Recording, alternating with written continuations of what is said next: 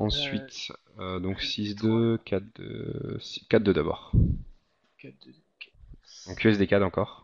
Tac, ça marche. Donc l'USD CAD, alors bah, on est revenu encore donc sur, c'est la même analyse, hein. On est encore bas de range weekly. Ok. On a réintégré.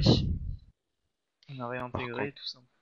quand tu dis on a réintégré, c'est-à-dire qu'on est sorti, on est remonté, c'est ça? Enfin, réintégré ou c'est plutôt incapacité.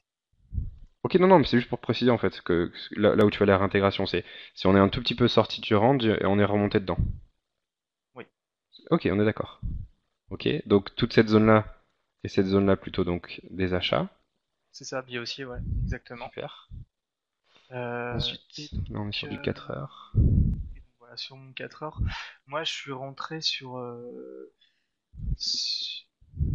c'est ça. Je pense que je suis rentré assez tard parce Wow. que Ouais. c'était pour ça par rapport à moi, mon petit carré là, par rapport à la compression, je sais pas si je pouvais quand même rentrer sur cette bougie là. Ou au final j'ai Dire sur placé ça mon là. stop. Ouais, c'est ça. Ok. Non, cela l'est très bien. Nous, on est rentré au même endroit que toi, mais parce que notre graphique était légèrement différent en fait. Notre bougie qui sortait, elle avait pas il y avait pas d'ambiguïté. Donc si on est rentré quasiment au même niveau que toi, mais on n'a pas on n'a pas cette bougie là. Donc des fois il y a des différences bien sûr en fonction des horaires que l'on prend.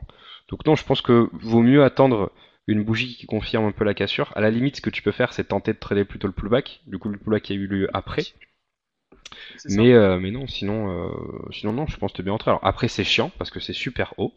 Ça, c'est évident, ça bousille un peu le trade. Mais bon, des fois, il y a pas, on peut pas faire autrement malheureusement.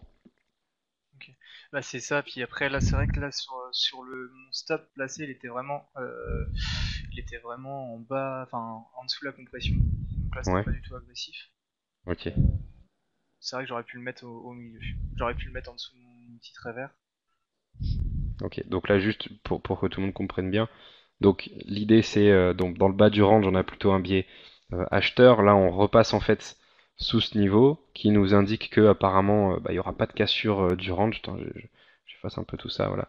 Donc on repasse en fait au-dessus de ce niveau pour dire que apparemment il y aura pas de cassure du range. Et en fait, on a un range ici qui est à cheval. Donc c'est le range H4 qui est ici. Voilà.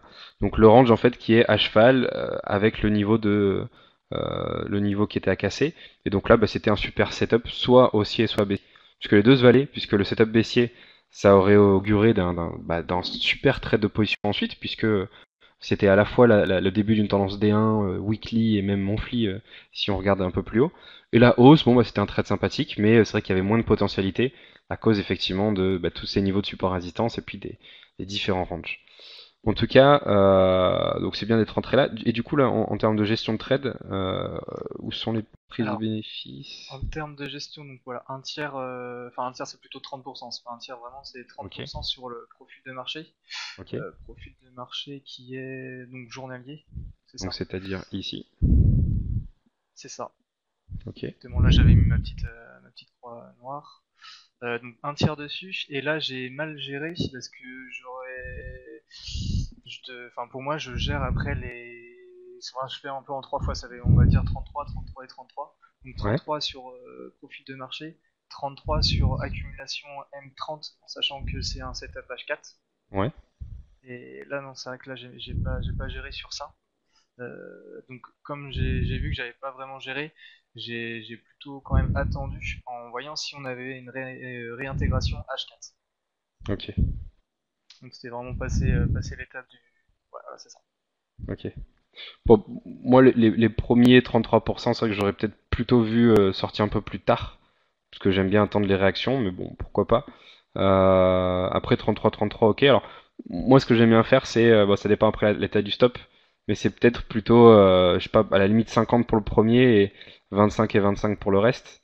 Bon, après, il n'y a pas de règle particulière, mais c'est vrai que 33, ça fait petit. 33%, tu vois, ce serait si vraiment tu viens de rentrer, que le mouvement part et que t'as vraiment envie de prendre un petit gain vite fait, mais tu complexes un peu de prendre un gain parce que t'as peur que finalement après le mouvement parte vachement loin et que tu t'es pas grand chose et du coup tu couperais 33. Là, on a déjà fait un bon petit mouvement, on a deux hausses en M30, on arrive sur un niveau en plus qui est important, on reste dans un range, donc dans un range faut pas non plus avoir trop d'ambition.